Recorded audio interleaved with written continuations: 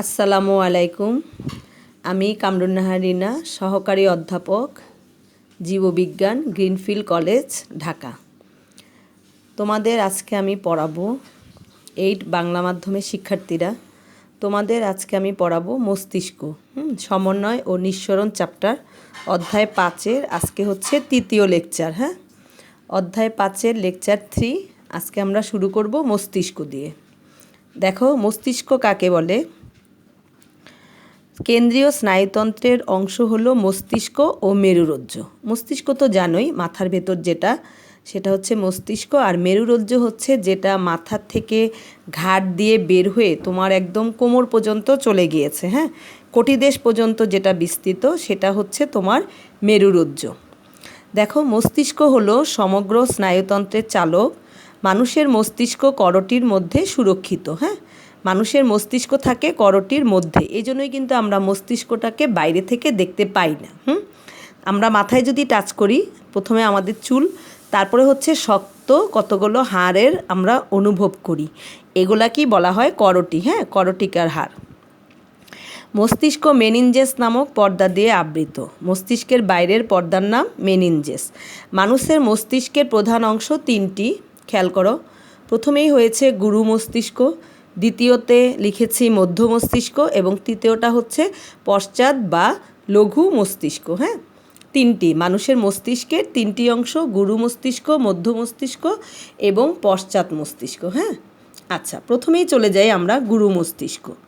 গুরু মস্তিষ্ককে বলা হয় মস্তিষ্কের প্রধান অংশ, ঠিক আছে? গুরু মস্তিষ্ক, বা দেখো এটাকে অপর নামেও ডাকা হয় সেরিব্রাম। এটা ডান ও বাম খণ্ডে, এই দেখো ফিগার একটু দেখো, এই যে মিস ঢেউ খেলে এঁকেছি, এটাই হচ্ছে তোমার গুরু মস্তিষ্ক। ঠিক আছে, গুরু মস্তিষ্ক বা কি সেরিব্রাম। এটি ডান ও বাম খণ্ডে বিভক্ত। এদের ডান ও বাম সেরিব্রাল হেমিস্ফিয়ার বলে। ক্লিয়ার? মানব মস্তিষ্কের সেরিব্রাল হেমিস্ফিয়ার অধিকতর উন্নত ও সুগঠিত। তোমরা জানো মানুষকে পৃথিবীর শ্রেষ্ঠ জীব বলা হয়, কারণ মানুষের মস্তিষ্ক বড় এবং উন্নত। এই দুই খণ্ড ঘনিষ্ঠভাবে স্নায়ুতন্ত্র দ্বারা যুক্ত। এর উপরিভাগ ঢেউ তোলা, দেখো আমি কিন্তু এই জন্য ঢেউ ঢেউ করে এঁকেছি। এর উপরিভাগ ঢেউ তোলা ও ধূসর বর্ণের। দেখতে ধূসর বর্ণের হওয়ায় একে কি বলা হয়? ধূসর পদার্থ বা গ্রে ম্যাটার। তোমরা যদি কুরবানিদের সময় গরুর মস্তিষ্কটাকেও দেখো, দেখবা বাইরের দিকে হচ্ছে একটু ধূসর, কিন্তু সেটাকে যখন ছুরি দিয়ে কাটবে ভেতরে দেখতে পাবে সাদা। ঠিক আছে? মস্তিষ্কের অন্তঃস্তরে কেবলমাত্র স্নায়ুতন্ত্র থাকে। স্নায়ুতন্ত্রের রং কি? সাদা। তাই মস্তিষ্কের ভেতরের স্তরের নাম শ্বেত পদার্থ বা হোয়াইট ম্যাটার। তুমি এটা ইংরেজিটা শিখো। বাইরে হচ্ছে গ্রে ম্যাটার এবং ভেতরে হচ্ছে হোয়াইট ম্যাটার। শ্বেত পদার্থের ভেতর দিয়ে স্নায়ুতন্ত্র এক স্থান থেকে অন্য স্থানে যায়। ধূসর পদার্থের কয়েকটি স্তরে বিশেষ আকারে স্নায়ুকোষ দেখা যায়। এই স্নায়ুকোষগুলো গুরু মস্তিষ্কের কী করে? বিভিন্ন অংশে গুচ্ছ বেঁধে স্নায়ুকেন্দ্র সৃষ্টি করে। এগুলো বিশেষ বিশেষ কর্মকেন্দ্র হিসেবে কাজ করে। আমরা যদি দেখতে পাই, দর্শন, শ্রবণ, ঘ্রাণ, চিন্তা, চেতনা, স্মৃতি, জ্ঞান, বুদ্ধি, বিবেক, তারপরে পেশি চালনার ক্রিয়াকেন্দ্র হচ্ছে গুরু মস্তিষ্কে অবস্থিত। ক্লিয়ার? এখন দেখো, এই যে মিস এঁকেছি সেরিব্রাম, এর নিচে থাকে থ্যালামাস এবং হাইপোথ্যালামাস, দুটো অংশ। এগুলো ধূসর পদার্থের পুঞ্জ, মানে একটু একত্রে করে থাকে। ক্রোধ, লজ্জা, গরম, শীত, তারপরে হচ্ছে নিদ্রা, তাপ সংরক্ষণ ও চলন এই অংশের কাজ। ঠিক আছে? এটা গেল গুরু মস্তিষ্ক বা সেরিব্রাম। এরপরে চলে যাও মধ্য মস্তিষ্ক। উপরে তাকাও, গুরু মস্তিষ্ক আর নিচে এটা লেবেল করেছি আমি পন্স। এই দুটোর মাঝখানে হচ্ছে মধ্য মস্তিষ্ক অবস্থিত। মধ্য মস্তিষ্ক তোমার দৃষ্টিশক্তি, তারপরে তোমার শ্রবণ শক্তির সাথে সম্পর্কযুক্ত। তোমার দৃষ্টি, শ্রবণ, কি দেখছো, তারপরে যে আমরা শুনছি, এগুলো হচ্ছে আমার, তখন কে কাজ করে? মধ্য মস্তিষ্ক কাজ করে। এবার যাও 3 নাম্বার, পশ্চাৎ বা লঘু মস্তিষ্ক। ঠিক আছে? লঘু মস্তিষ্ক মস্তিষ্কের নিচে ও পশ্চাতে অবস্থিত। এই যেটা, ঠিক আছে, এটার আবার 3টা ভাগ। এটি গুরু মস্তিষ্কের চেয়ে আকারে ছোট। দেহের ভারসাম্য রক্ষা করা পশ্চাৎ বা লঘু মস্তিষ্কের প্রধান কাজ। এছাড়া লঘু মস্তিষ্ক কথা বলা ও চলাফেরা নিয়ন্ত্রণ করে। ঠিক আছে? আমরা তাইলে এই যে এখন তোমাদের আমি পড়াচ্ছি, কথা বলছি, তারপর আমরা যে চলাফেরা করি, এইটা কে করে? আমার পশ্চাৎ মস্তিষ্ক। ঠিক আছে? তোমার দেহের এক একটা কাজ এক একজন দ্বারা নিয়ন্ত্রিত হয়। হ্যাঁ, কোনোটা করে গুরু মস্তিষ্ক, কোনোটা মধ্য মস্তিষ্ক, কোনোটা পশ্চাৎ মস্তিষ্ক। দেখো, এর 3টি অংশ, সেরিবেলাম, ঠিক আছে, সেরিবেলাম, পন্স, আর একটা হচ্ছে সুষুম্না শীর্ষক, সুষুম্না কাণ্ড বা মেডুলা অবলঙ্গাটা ইংরেজিতে যদি বলে। হ্যাঁ, দেখো সেরিবেলাম কোন অংশটা? এই যেটা পন্সের বিপরীত দিকে অবস্থিত, এটা পন্স, পন্সের বিপরীত দিকে। পন্সের বিপরীত দিকে অবস্থিত খণ্ডাংশটি হলো সেরিবেলাম। এটা অনেকটা ঝুলন্ত অবস্থায় থাকে। দেখো, মনে হচ্ছে যেন একটু এখানে লেগে বাকিটা ঝুলে আছে। হ্যাঁ, ঝুলন্ত অবস্থায় থাকে। সেরিবেলাম ডান ও বাম 2 খণ্ডে বিভক্ত। এটারও আবার ডান আছে, বাম আছে। ক্লিয়ার? আচ্ছা, এবার চলে যাও পন্স। পন্স দেখো, খুব সুন্দর একটা আকৃতি আর কি। পন্স লঘু মস্তিষ্কের সামনে ও নিচে অবস্থিত। একে মস্তিষ্কের কি বলা হয়? যোজক বলা হয়। দেখো, এটাই যে নেমে যাচ্ছে। একে বলা হয় মস্তিষ্কের যোজক। এটা গুরু মস্তিষ্ক, লঘু মস্তিষ্ক ও মধ্য মস্তিষ্ককে সুষুম্না শীর্ষকের সাথে সংযুক্ত করে। হ্যাঁ, সবগুলো। এই জন্য কিন্তু কাউকে কখনো ঘাড়ে টাচ করা যাবে না জোরে, তাহলে কিন্তু তার সুষুম্না কাণ্ডে আঘাতপ্রাপ্ত হয়ে সে জ্ঞান হারাবে। হয়তো এমনও হতে পারে তার জ্ঞান আর ফিরে আসবে না। হ্যাঁ, এই জন্য আসলে দেখো, তুমি যে কাউকে মাথায় টাচ করবে, পারবে না, উপর দিক থেকে পারবে না। পেছনের দিকে দেখো, তোমার মধ্য মস্তিষ্ক আছে, সেরিবেলাম আছে, তাও তুমি পারবে না। সামনের দিকে টাচ করবে, দেখো কপালের জায়গায়ও তোমার মস্তিষ্ক। আবার তুমি ঘাড়ে টাচ করবে, সেটা তো আরও সেন্সিটিভ। ঠিক আছে? অতএব মানুষের আসলে ঘাড় থেকে উপর পর্যন্ত কোনো জায়গায় তুমি আঘাত করতে পারবে না। ঠিক আছে? দেখো, এরপরে যাও মেডুলা বা সুষুম্না শীর্ষক বা মেডুলা অবলঙ্গাটা। আমি আগেই বলেছি, এটা মস্তিষ্কের নিচের অংশ। সুষুম্না শীর্ষক পন্সের নিম্নভাগ থেকে মেরুরজ্জের উপরিভাগ পর্যন্ত বিস্তৃত। অর্থাৎ এটা মস্তিষ্ককে মেরুরজ্জের সাথে সংযোজিত করে। আগেই বলেছি, দেখো পুরো মস্তিষ্ক এর সাথে রিলেটেড। হ্যাঁ, এটার সাথে সংযোজিত করেছে। এরপরে কি? এই জন্য সুষুম্না শীর্ষকে মস্তিষ্কের বোটাও বলা হয়। এটা কিন্তু একটা গুরুত্বপূর্ণ এমসিকিউ। হ্যাঁ, যে কাকে মস্তিষ্কের বোটা বলা হয়? মস্তিষ্কের বোটা বলা হয় মস্তিষ্কের এই অংশ হৃদস্পন্দন, খাদ্য গ্রহণ ও শ্বসন, আমাদের যে কাজগুলো আমরা অনৈচ্ছিক, হ্যাঁ, হৃদস্পন্দন, শ্বসন ইত্যাদি কাজকে নিয়ন্ত্রণ করছে এই মেডুলা অবলঙ্গাটা।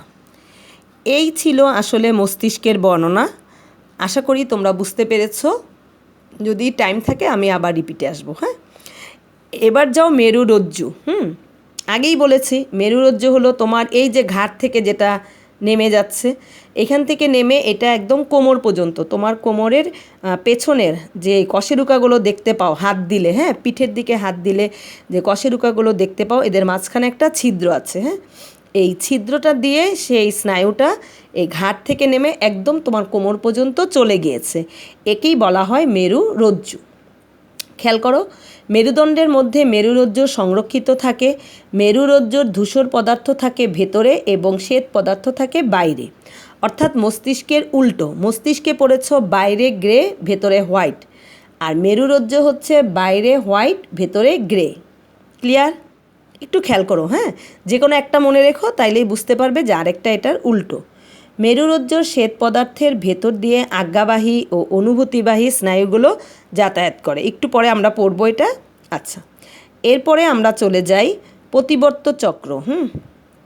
দেখো, প্রতিবর্ত চক্র কি? রিফ্লেক্স অ্যাকশন যেটাকে বলা হয়, ঠিক আছে, তাকে বলা হয় প্রতিবর্ত চক্র। ঠিক আছে, ইংরেজিতে বলা হয় রিফ্লেক্স অ্যাকশন, REFLEX। হ্যাঁ, reflex action, ACTION, reflex action. দেখো, তোমার হাতে মশা যদি বসে, তাহলে তুমি কি করবে? বসে বসে তাকিয়ে দেখবে মশা কতটুকু রক্ত খেয়েছে। আসলে ছোটোবেলা আমি এটা করতাম, বুঝছো? দেখো, হাতে মশা বসলে তাকিয়ে তাকিয়ে দেখতাম যে মশার পেটটা আস্তে আস্তে কীভাবে রক্ত খেতে খেতে মোটা হয়ে যায়। হ্যাঁ, দেখো, অবশ্যই মশাটাকে তুমি কি করবে? মারতে চেষ্টা করবে। হ্যাঁ, কিভাবে করবে? তোমার হাতে মশা বসেছে, কিভাবে তুমি টের পাবে? তুমি তো গালে থাপ্পড় দিবে না। মশা যদি তোমার পায়ে বসে, তোমাকে থাপ্পড় দিতে হবে পায়ে। হ্যাঁ, এটা তুমি কিভাবে বুঝবে? তুমি মশার কামড় অনুভব করেছো, তাই তুমি এমনটি করেছো। হ্যাঁ, তুমি মশার কামড় অনুভব করেছো স্নায়ুর উদ্দীপনার জন্য। তোমার যদি স্নায়ু কাজ না করে বাবা, তাহলে তোমাকে যে মশা কামড় দিয়েছে না পিঁপড়া কামড় দিয়েছে তুমি কিন্তু বলতে পারবে না, তাই না? হাতে কামড় দিয়েছে না পায়ে দিয়েছে তাও তুমি পারবে না। স্নায়ুর ক্রিয়া বা উদ্দীপনার সাড়া দেওয়াটাও কি তাই। আয়নাতে আলো ফেলার সঙ্গে সঙ্গে যেমন আলো প্রতিফলিত হয়, প্রতিবর্তী ক্রিয়াটাও অনেকটা সেম, ঠিক আছে? তেমন মানে বেশি টাইম নিবে না প্রতিবর্তী ক্রিয়া হওয়ার জন্য। দেখো, প্রতিবর্ত ক্রিয়া ঘটে স্নায়ুর তাড়নার তাৎক্ষণিক কার্যকারিতার ফলে। স্নায়ু তাড়নাটা কি? স্নায়ুর ভেতর দিয়ে যে সংবাদ বা অনুভূতি প্রবাহিত হয় তাকে বলে স্নায়ু তাড়না, ঠিক আছে? কারণ তোমার দেহের সব জায়গায় আছে হচ্ছে স্নায়ু, আর মেরুরজ্জ আছে তোমার ঘাড়ের পরের থেকে কোমর পর্যন্ত, ঠিক আছে? এটা একটু মাথায় রেখো। দেখো, স্নায়ুর ভেতর দিয়ে যে সংবাদ বা অনুভূতি প্রবাহিত হয় তাকে স্নায়ু তাড়না বলে। আমরা যেমন হাতে মশা কামড় দিলে মশা তাড়িয়ে দেই, অথবা হাতে বা পায়ে পিন ফোটালে আমরা নিমিষে তা সরিয়ে নেই, তাই না? এটা কিভাবে ঘটে? হাতের ওপর মশা বসলে স্নায়ুর গ্রাহক প্রান্তের উদ্দীপক হলো মশা, তাই না? প্রথমে মশা তোমাকে কামড় দেবে, তাহলে উদ্দীপকটা কে? মশা। এর উপস্থিতি অনুভব করার সঙ্গে সঙ্গে কোষ প্রান্তের সাড়া জাগে। দেখো এবার চিত্র, ধরো এটা তোমার দেহ, হ্যাঁ, দেহের হাত বা পায়ের একটা পেশি আমি দেখিয়েছি, ত্বকে দেখো এই যে মশাটা কামড় দিচ্ছে, তাহলে তুমি কি পাচ্ছ? সঙ্গে সঙ্গে অনুভূতি পাচ্ছ, তাই না, যে আমাকে মশা কামড় দিচ্ছে, ঠিক আছে? আমরা মশাটিকে তাড়িয়ে দেই অথবা মেরে ফেলি। এই সকল ক্রিয়া যেন অজ্ঞাতসারে আপনা আপনিই হয়ে থাকে। এরূপ যে ক্রিয়া অনুভূতির উত্তেজনা দ্বারা উৎপন্ন হয়, মস্তিষ্ক দ্বারা চালিত হয় না। এই দেখো অনুভূতিবাহী স্নায়ু লিখেছি আমি। তাহলে যে ক্রিয়া অনুভূতির উত্তেজনা দ্বারা উৎপন্ন হয়, মস্তিষ্ক দ্বারা চালিত হয় না, তাকেই প্রতিবর্ত ক্রিয়া বলে। হ্যাঁ, মানে মস্তিষ্কে যাওয়ার আগেই তোমার হচ্ছে এই যে অনৈচ্ছিক পেশি বা ঐচ্ছিক পেশি অনৈচ্ছিক পেশি না, ঐচ্ছিক পেশি হচ্ছে ক্রিয়া করবে। তুমি হাত দিয়ে মশাটাকে মারবে, বা তোমার হাতে একটা পিন ফুটলো, তখন তুমি কি করবে? তুমি কি হাত দিয়ে বসে থাকবে? না, তুমি হাতটাকে সরিয়ে নিবে। কিন্তু বলেছে যে স্নায়ু তন্ত্র দ্বারা নিয়ন্ত্রিত হয়, হ্যাঁ, সুষুম্না স্নায়ু দ্বারা নিয়ন্ত্রিত হয়, মস্তিষ্ক দ্বারা চালিত হয় না, তাকেই প্রতিবর্তী ক্রিয়া বলে। কিন্তু বাবা, আমার হাতে একটা পিন ঢুকলো, এটা কি আমার মস্তিষ্ক টের পাবে না? পাবে, কিন্তু একটু সময় লাগবে। হ্যাঁ, ততক্ষণে আমি ধরো আমার হাতে গরম সেক লাগলো, ততক্ষণে কিন্তু আমি হাতটাকে সরিয়ে নিব, ঠিক আছে? আচ্ছা, প্রতিবর্ত চক্রের 5টি অংশ থাকে। দেখো, প্রতিবর্ত চক্রের 5টি অংশ। এই ত্বক, এটা হচ্ছে গ্রাহক অংশ, তারপরে হচ্ছে অনুভূতিবাহী স্নায়ু, এটা হচ্ছে 2, তারপরে হচ্ছে 3 হচ্ছে প্রতিবর্ত কেন্দ্র। এই যে এটা চেঞ্জ হবে কোথায়? দেখো, এই যে আমি লিখেছি, মেরুরজ্জর ভিতরে গিয়ে একটা যাবে এবং আরেকটা চেঞ্জ হবে। হ্যাঁ, এটা এই যে এরকম চলে যাবে, ঠিক আছে? এরকম গিয়ে চেঞ্জ হবে কেন্দ্রীয় নালী। এই মেরুরজ্জ হচ্ছে, এটা হচ্ছে আমার 3 নাম্বার পয়েন্ট। হ্যাঁ, এটা হচ্ছে আমার 3। তারপরে দেখো 4-এ কি? 4-এ আমার চলে যাচ্ছে আবার উল্টো দিকে ফিরে আসছে আজ্ঞাবাহী স্নায়ু, এটা হচ্ছে আমার 4, ঠিক আছে বাবা? এটা হচ্ছে আমার 4, আর 5 হচ্ছে আমার ঐচ্ছিক পেশি। হ্যাঁ, এটা হচ্ছে আমার 5 নাম্বার ঐচ্ছিক পেশি। খেয়াল করো, তাহলে প্রতিবর্ত ক্রিয়া হতে গেলে তোমারই 5টা জিনিস লাগবে। 1 নম্বরে হচ্ছে ত্বক, যে গ্রহণ করবে, গ্রাহক অঙ্গ। 2 নাম্বার হচ্ছে অনুভূতিবাহী স্নায়ু, এই যে দেখো যাচ্ছে অনুভূতিবাহী স্নায়ু দিয়ে। তারপরে হচ্ছে প্রতিবর্ত কেন্দ্র, প্রতিবর্ত কেন্দ্র হচ্ছে তোমার মেরুরজ্জ। এখান থেকে আবার এই দেখো এটা উল্টো হয়ে যায়। হ্যাঁ, যাচ্ছে অনুভূতিবাহী স্নায়ু, কিন্তু বের হচ্ছে কে? দেখো, আজ্ঞাবাহী স্নায়ু। ক্লিয়ার? এটা হচ্ছে 4 নাম্বার পয়েন্ট। আর 5 নাম্বার পয়েন্ট হচ্ছে সাড়া প্রদানকারী অঙ্গ, যে কাজ করবে। হ্যাঁ, এরপরে দেখো, তাৎক্ষণিক আত্মরক্ষার জন্য কোনো অঙ্গের তড়িৎ ক্রিয়ার নামই হচ্ছে প্রতিবর্ত ক্রিয়া, ঠিক আছে? যেমন আগুনে হাত লাগা বা হাতে পিন ফোটা মাত্র আমরা হাতটাকে কি করি? টেনে নেই। তারপর চোখে প্রখর আলো পড়া মাত্রই আমরা চোখের পাতা কি হয়ে যায়? বন্ধ হয়ে যায়। হ্যাঁ, এগুলো হচ্ছে প্রতিবর্তী ক্রিয়ার উদাহরণ। এবার আসো এই চিত্রের ব্যাখ্যাটা আরেকটু ভালো করে পড়ি। মানবদেহের প্রতিবর্ত চক্র, দেখো মিস এঁকেছি। হ্যাঁ, হাতের চামড়ায় যখনই পিন ফুটবে, ধরে নেই এটা মশা কামড় না, তোমার হাতের চামড়া, হ্যাঁ, হাতের চামড়ায় পিন ফোনা মাত্র অনুভূতিবাহী স্নায়ুতন্ত্র, এই যে উনি কিন্তু নিচ্ছে, এই দেখো আমি অ্যারো দিয়েছি, যাচ্ছে, কি দিয়ে যাচ্ছে, অনুভূতিবাহী স্নায়ুতন্ত্র পিন ফোটার যন্ত্রণা গ্রহণ করে। ঠিক আছে, এই যন্ত্রণাদায়ক তাড়না অনুভূতিবাহী স্নায়ুতন্ত্রের মাধ্যমে কোথায় পৌঁছাবে? মেরুরজ্জুতে পৌঁছায়। ওই একই তাড়না অনুভূতিবাহী স্নায়ুকোষ থেকে আজ্ঞাবাহী স্নায়ুতে প্রবাহিত হয়। এ দেখো যাচ্ছে, জাস্ট একটু বিপরীত, হ্যাঁ, স্নায়ুতে প্রবাহিত হয়। স্নায়ু তাড়না আজ্ঞাবাহী কোষে পৌঁছা মাত্র, এই যে, ঠিক আছে, আজ্ঞাবাহী স্নায়ু দিয়ে কোথায় চলে আসলো? পেশিতে প্রেরণ করে। ফলে পেশি সংকুচিত হয় এবং যন্ত্রণার উৎস থেকে আমরা হাতটাকে সরিয়ে নিই, টান দিই। দেখো এখানে অত্যন্ত জটিল একটি প্রক্রিয়াকে সহজ করে বর্ণনা করা হলো। আসলে পিন ফোটানোর সঙ্গে সঙ্গে বেশ কিছু অনুভূতিবাহী স্নায়ু উদ্দীপনা গ্রহণ করে। এই উদ্দীপনা অনেকগুলো পরস্পর সংযুক্ত স্নায়ুকোষের মাধ্যমে অনেকগুলো আজ্ঞাবাহী কোষে প্রবাহিত হয়। ক্লিয়ার? এসব আজ্ঞাবাহী স্নায়ু পেশিতে উদ্দীপনা বহন করে এবং কি করে? হাত সরিয়ে আনে। ক্লিয়ার? অনুভূতি মস্তিষ্কেও পৌঁছায়, তাই না? ফলে কি ঘটছে শরীর তা জানতে পারে। আমার যদি কোনো জায়গায় একটু আগুনের সেক লাগে, বাবা আমি কি টের পাবো না? পাবো, হ্যাঁ, কিন্তু একটু পরে, ততক্ষণে কিন্তু আমি হাতটাকে সরিয়ে নিব আমার এই মেরুরজ্জুর ক্রিয়ার ফলে। ক্লিয়ার? স্পাইনাল কর্ড বা মেরুরজ্জু, হ্যাঁ। প্রতিবর্ত ক্রিয়া একটি সমন্বিত কার্যক্রম, আগেই বলেছি 5টি অংশ লাগবে প্রতিবর্তী ক্রিয়া হওয়ার জন্য। প্রতিবর্ত ক্রিয়া একটি সমন্বিত কার্যক্রম। প্রতিবর্ত ক্রিয়ায় যে 5টি অংশ কাজ করে, এদের যে কোনো একটির অভাবে কাজটি সঠিকভাবে হতে পারে না। সাপোজ তোমার অনুভূতি নিল না, যে তোমার হাতে গরম লেগেছে বা স্টাপলারের পিন লেগেছে, তখন কি তোমার এটা কাজ করবে? বলো না, কাজ করবে না, তখন এটা তোমার হবে না। ঠিক আছে, আবার ধরো অনুভূতি ঠিকই পৌঁছালো, তোমার আজ্ঞাবাহী স্নায়ু কাজ করছে না। অনেক সময় আছে না, মশা রক্ত খাচ্ছে, থাক মারবো না, ইচ্ছা করছে না, তার মানে তখন তোমার আজ্ঞাবাহী স্নায়ু কাজ করছে না। ক্লিয়ার? আচ্ছা দেখো, প্রতিবর্তী ক্রিয়া একটি সমন্বিত কার্যক্রম। প্রতিবর্তী ক্রিয়ায় যে 5টি অংশ কাজ করে, এদের যে কোনো একটির অভাবে কাজটি সঠিকভাবে হতে পারে না। ক্লিয়ার? তাহলে এর জন্য আমাদের দরকার 5টি সমন্বিত কার্যক্রম। তোমাদের আজকে যতটুকু লেকচার দিলাম, দেখো এর মধ্যে প্রতিবর্ত ক্রিয়াটা বেশি ইম্পর্টেন্ট। আর এটা আসবে, দেখো প্রতিবর্ত ক্রিয়া চিত্রসহ বর্ণনা করো, হ্যাঁ, এটা একটু বেশি ইম্পর্টেন্ট কোশ্চেন এবং খুবই ইম্পর্টেন্ট এবার তোমাদের বোর্ডের জন্য, হ্যাঁ, জেএসসি এক্সামের জন্য। আর প্রথমে পড়িয়েছিলাম মস্তিষ্কের গঠন। মস্তিষ্কের গঠন থেকে তোমরা গুরু মস্তিষ্কের বর্ণনাটা ভালো করে পড়বে। তারপরে ধরো গুরু মস্তিষ্কের অপর নাম হচ্ছে সেরিব্রাম। সেরিব্রাম ও সেরিবেলামের মধ্যে পার্থক্য কী, এই প্রশ্নটা পড়বে। পন্স কী, সুষুম্না কাণ্ড কী, মস্তিষ্ক কী, এইগুলা পড়তে হবে, হ্যাঁ। আর নিচের থেকে হচ্ছে প্রতিবর্ত চক্র চিত্রসহ বর্ণনা করো, এটা ডিটেলস পড়বে। এবং প্রতিবর্ত চক্র কী ব্যাখ্যা করো।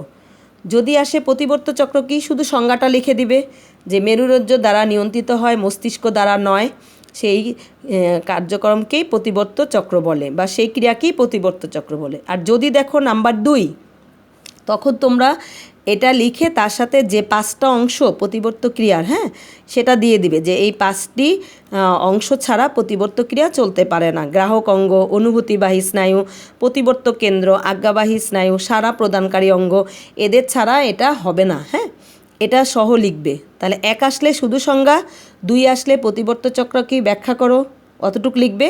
আর 3 আসলে হলে তোমাকে এই চিত্রটা দিতে হবে, হ্যাঁ, এই চিত্রটা দিয়ে সুন্দর করে এটার বর্ণনা লিখতে হবে। এটা গেল।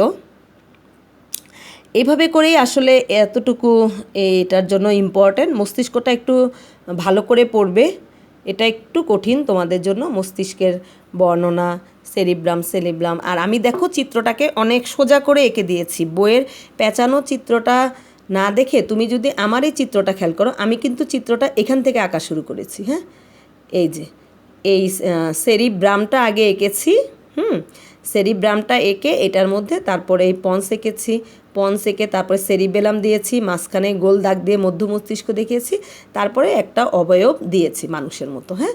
আচ্ছা, তোমরা এটা পড়ো, হোমওয়ার্কটা করো, যদি কোনো প্রশ্ন থাকে আমাকে জিজ্ঞেস করো। পরবর্তী লেকচারে এর পরবর্তী অংশ নিয়ে কথা হবে। তোমরা ভালো থেকো, সবাই সাবধানে থেকো, সাবান দিয়ে বারবার হাত ধুবে, ভাইরাস কিন্তু আমারই বায়োলজির একটা অংশ, ঠিক আছে? মিসের কথা মনে করেই বারবার সাবান দিয়ে হাত ধুবে, পরিষ্কার পরিচ্ছন্ন থাকবে, মা বাবার কথা শুনবে, লেখাপড়া করবে। হ্যাঁ, তোমরা সবাই ভালো থেকো। আল্লাহ হাফেজ।